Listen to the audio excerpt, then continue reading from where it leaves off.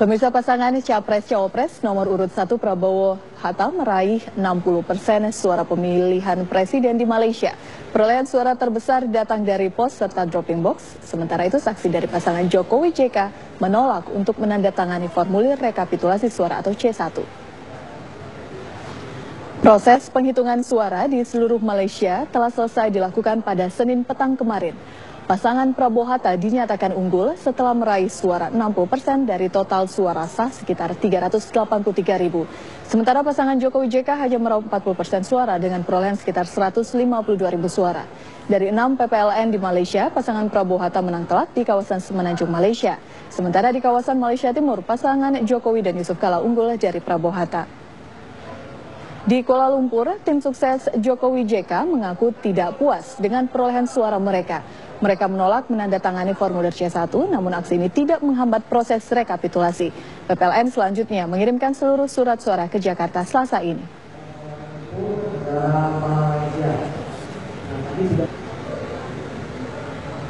Sekarang saya akan menyapa reporter TV One Dodi Kusmayadi yang saat ini berada di Kuala Lumpur, Malaysia. Dodi, informasi awal tadi kita berikan kepada masyarakat bahwa sudah selesai dilakukan proses rekapitulasi suara, tapi tampaknya ada kendala. Ada tim saksi dari Jokowi JK yang menolak untuk menandatangani form C1. Apa sebenarnya alasan mereka sehingga mereka kemudian menolak menandatangani?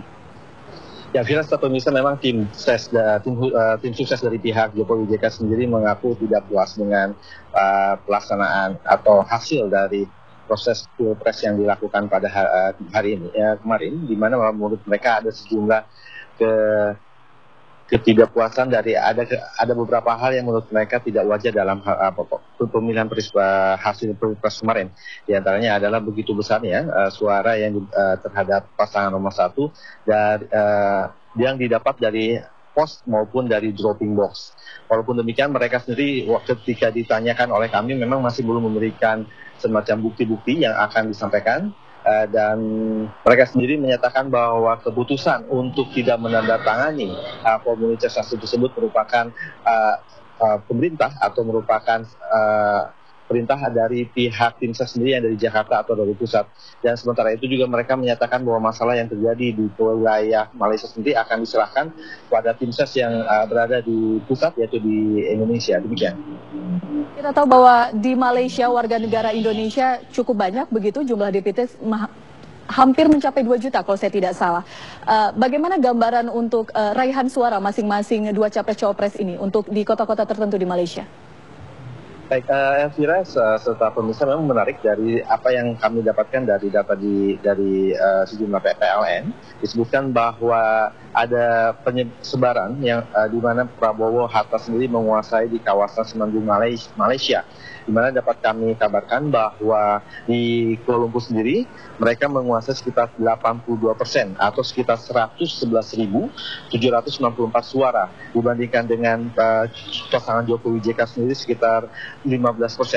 Sementara itu juga kemenangan pihak Prabowo Hatta juga terjadi di kawasan Johor serta Penang, di mana mereka menguasai sekitar 60 dan 51%. Sementara itu pasangan Jokowi JK sendiri menguasai di kawasan timur Malaysia, di mana di kota Kinabalu sendiri mereka menguasai sekitar 57% suara, dan di Tawau sekitar 69%, sementara di Kuching sendiri sekitar 47%. Memang perolehan suara Jokowi JK di kota Kuching sendiri tidak mencapai lebih dari 40% karena surat suara yang tidak sah mencapai sekitar 14%. Sementara itu dapat kami kabarkan juga, Elvira, bahwa partisipasi politik warga Indonesia di Malaysia cukup tinggi dalam pilpres ini, di mana dari sekitar 1 juta DPT yang terdaftar di PPLN, ternyata sekitar 383.957 orang yang menunaikan hak politiknya. Artinya sekitar hampir 40% warga Indonesia di Malaysia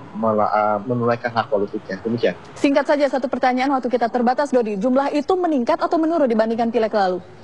Oh ya, tentu saja ini meningkat daripada pileg yang lalu, di mana pileg yang lalu sendiri kurang dari 20% berdasarkan pantauan kami, dan ini tentu saja sesuatu yang menarik. Demikian. Baik, terima kasih. Dodi Kusmayadi langsung dari Kuala Lumpur, Malaysia.